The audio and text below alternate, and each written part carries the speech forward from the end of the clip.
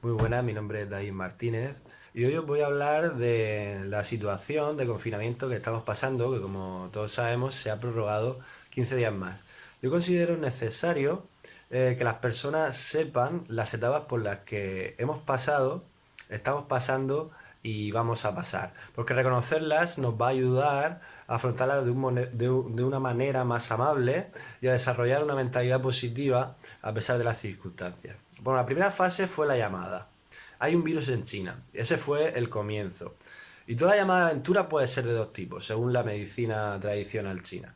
Es la llamada al cielo, cuando es algo deseado, o la llamada del trueno, que es cuando no lo buscamos y rompe nuestros esquemas. El coronavirus pertenece a la llamada del trueno, porque pocos esperaban que eso sucediera.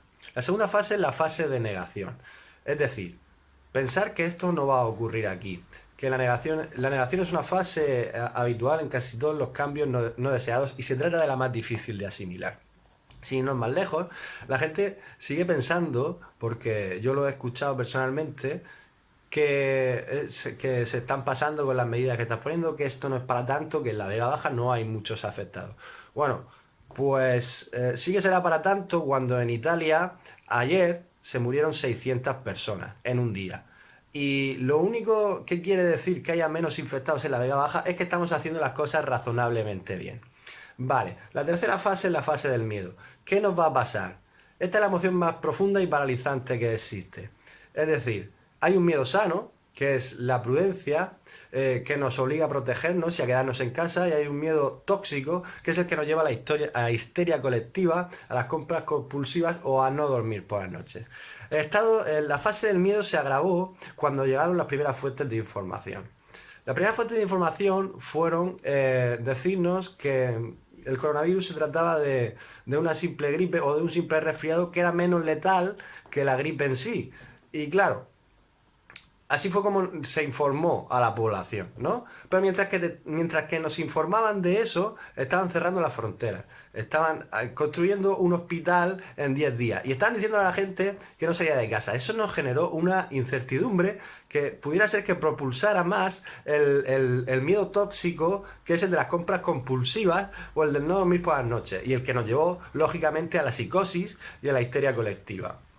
La cuarta fase es la travesía por el desierto. Es decir, ahora estoy triste y soy vulnerable. Ya no hay miedo ni rabia. Y solo existe desazón y tristeza en estado puro. Estamos abatidos por las cifras de enfermos y fallecidos, y si conocemos a personas afectadas o estamos nosotros mismos. Es un momento de aceptación pura de la realidad. La crisis del coronavirus, la travesía por el desierto, hay que afrontarla. La fase 5 es la de los nuevos hábitos y la confianza. Que una vez aceptada la realidad, comienzan los nuevos hábitos y la confianza en nosotros mismos. Normalizamos la realidad, y si estamos recluidos encontramos o intentamos encontrar aspectos positivos y nos ofrecemos a ayudar a otros desde la serenidad y no desde el miedo. Nos reímos de la situación y, lo más importante, nos abrimos al aprendizaje. Y la última fase, que es la fase número 6, es el fin de la aventura. Es decir, el coronavirus ya ha pasado y ahora soy más fuerte. Y esta crisis será historia, igual que todas. Que vendrán nuevos problemas. Y eso significa que estamos vivos. Y que si hemos sido conscientes realmente del proceso y hemos aprendido como personas y como sociedad, habrá valido la pena a pesar de las numerosas pérdidas que hayamos tenido en el camino. Y yo creo, personalmente, que esta situación nos va a hacer reflexionar sobre las cosas importantes de verdad. Y se nos van a olvidar las cosas superficiales que nos preocupaban.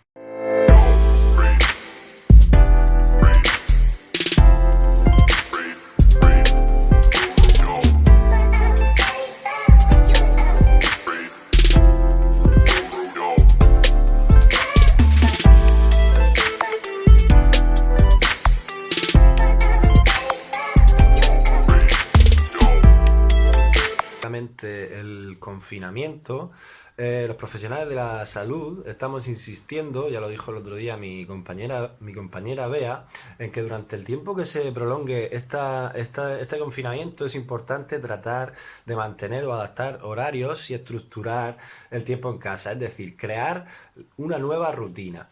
Es intentar mantener las horas de descanso, dejar al lado el pijama y vestirnos, distribuirnos las actividades durante el día y dividirnos el tiempo en quehaceres diarios y en el ocio. Y esto es igual de importante tanto para personas adultas como para niños. Vale, el segundo punto puede ser tratar de incluir actividad física en la medida de lo posible en la organización diaria. ¿Eso qué va a hacer? Va a contribuir a disminuir los niveles de ansiedad y va a mejorar mucho el descanso. Debemos cuidar especialmente nuestra alimentación durante el confinamiento y en el caso del ocio es interesante intercalar actividades de ocio activo. ¿Qué quiere decir esto?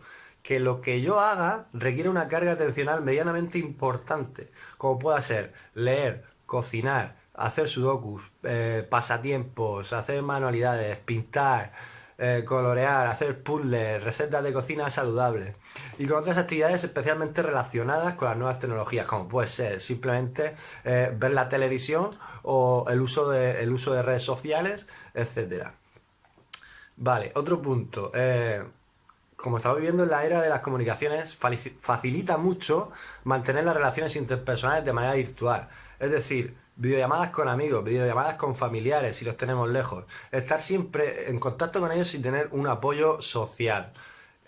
Por otro lado, hay que cuidar los aspectos, esto también es muy importante, relacionados con la convivencia, ya que no siempre puede resultar fácil, es decir, respetar nuestros espacios, intercalando el tiempo conjunto y en solitario y respetando el derecho a la intimidad de cada uno para no saturarnos. Esto resulta especialmente importante si se convive con adolescentes.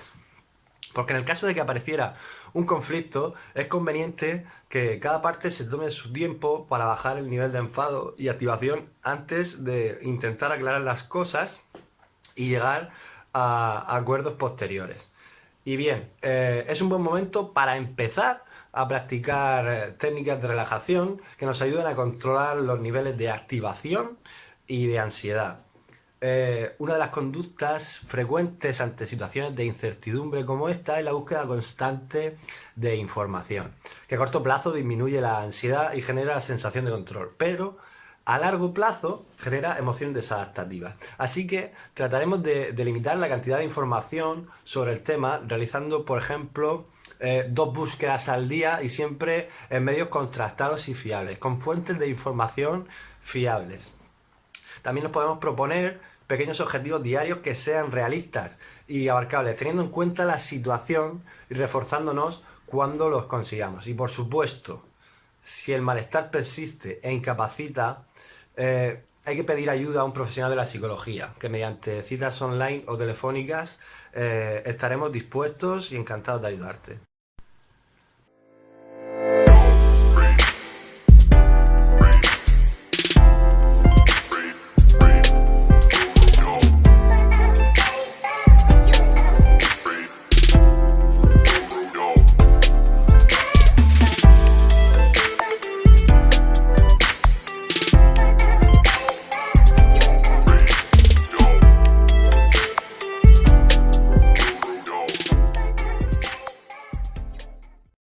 Para los niños, esta situación les va a afectar en la medida en la que sientan preocupación o intranquilidad en su entorno más cercano.